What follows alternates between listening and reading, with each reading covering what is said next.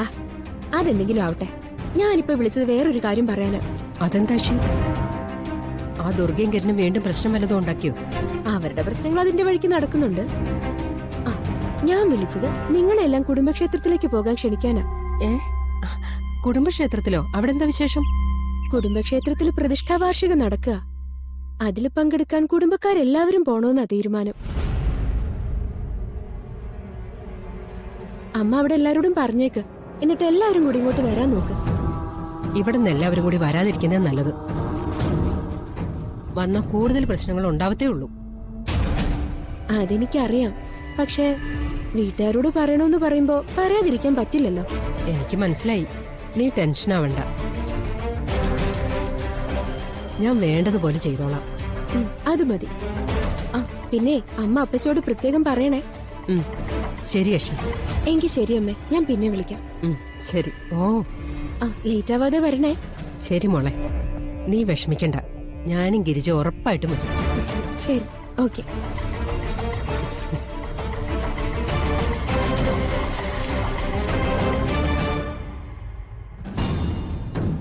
എന്തിനാ നത്തൂന് അശ്വി വിളിച്ചത്? അതെ, അശ്വി നമ്മളെല്ലാം ക്ഷണിക്കാൻ വേണ്ടി വിളിച്ചതാ. ക്ഷണിക്കാനോ? എന്തിന്? അതെ, അവന്റെ കുടുംബക്ഷേത്രത്തിൽ പ്രതിഷ്ഠാ വാർഷികവും അവിടെ വെച്ച് എന്തോ പൂജയൊക്കെയാണെന്ന്. ഓ, ആ ചടങ്ങില് നമ്മളെല്ലാവരും പങ്കെടുക്കണമെന്ന് പറയാനാ അശ്വി വിളിച്ചത്. ആഹാ, അത് നല്ല കാര്യമാണല്ലോ. അതെ.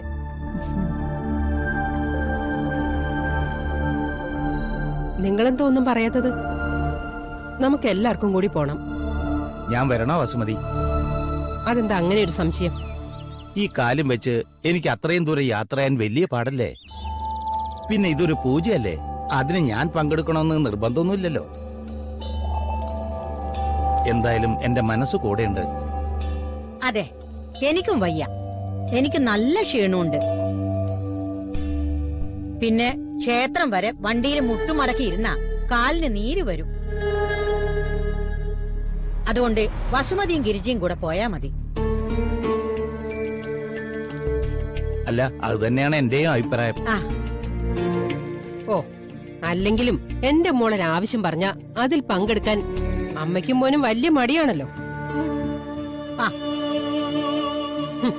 ഇതിപ്പോ പറഞ്ഞത് ദുർഗയാണെങ്കി ഓടിപ്പോയേനെ രണ്ടാളും കൂടെ. എന്റെ പൊന്നേ, നീ വെറുതെ എഴുതാപ്പുറം വായിക്കണ്ട. ദുർഗ ആ വീട്ടിൽ തന്നെയല്ലേ ഉള്ളത്. എന്നിട്ടല്ലേ ഞങ്ങൾ വരുന്നില്ല എന്ന് പറഞ്ഞത്. അതിന്റെ കാരണം ഞങ്ങൾക്കറിയാം. പോകാൻ ഒട്ടും താല്പര്യമില്ല. പിന്നെ പൂർണിമ ചേച്ചിയോട് ചെല്ലാന്ന് പറഞ്ഞു പോയില്ലേ?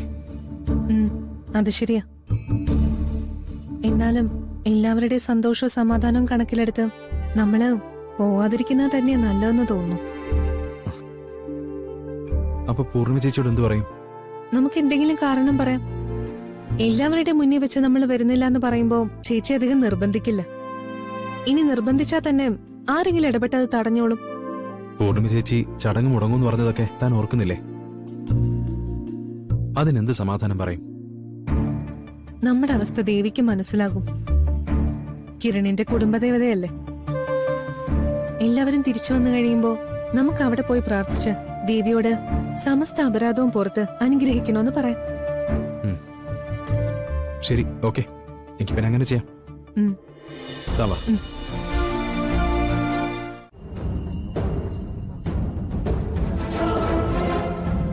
ഓ, രണ്ടും കൂടി മുറിക്കകത്ത് അടയിരിക്കുമായിരിക്കും. കുടുംബക്ഷേത്രത്തിൽ പോകാനുള്ള തയ്യാറെടുപ്പിലായിരിക്കും രണ്ടാളും.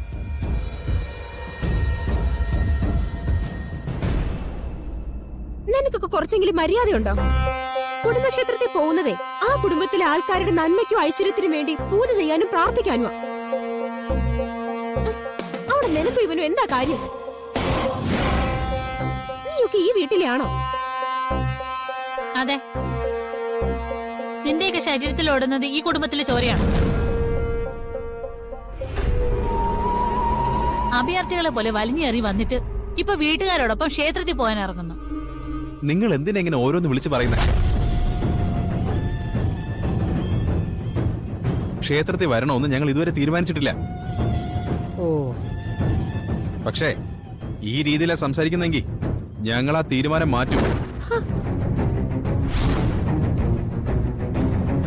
ടാ, നീ ആരെയാടാ ഈ പേടിപ്പിക്കുന്നത്?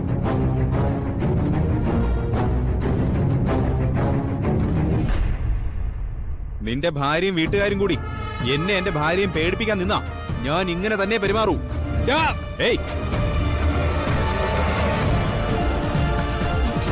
വേണ്ട മോനെ.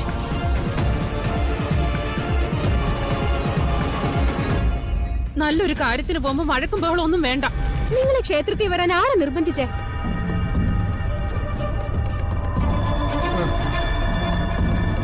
അല്ല, കുറച്ചു മുമ്പ് നീയൊക്കെ എന്താ പറഞ്ഞേ? തീരുമാനം മാറ്റുമെന്നോ?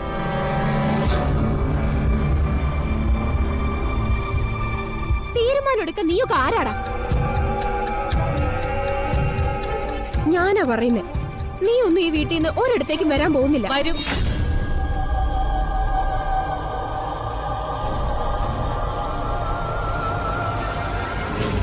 അവരും വരും.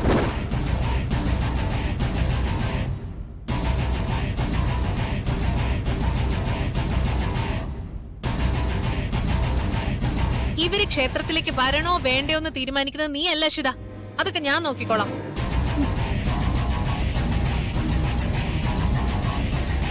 ഈ വീട്ടിൽ താമസിക്കുന്നിടത്തോളം ഇവർ ഈ കുടുംബത്തിലെ അംഗങ്ങൾ തന്നെയാ.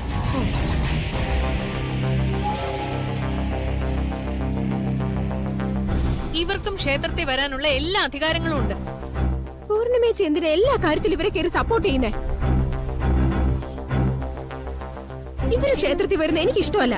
അതിന് ഞാൻ എന്താ ചെയ്യണ്ടേ?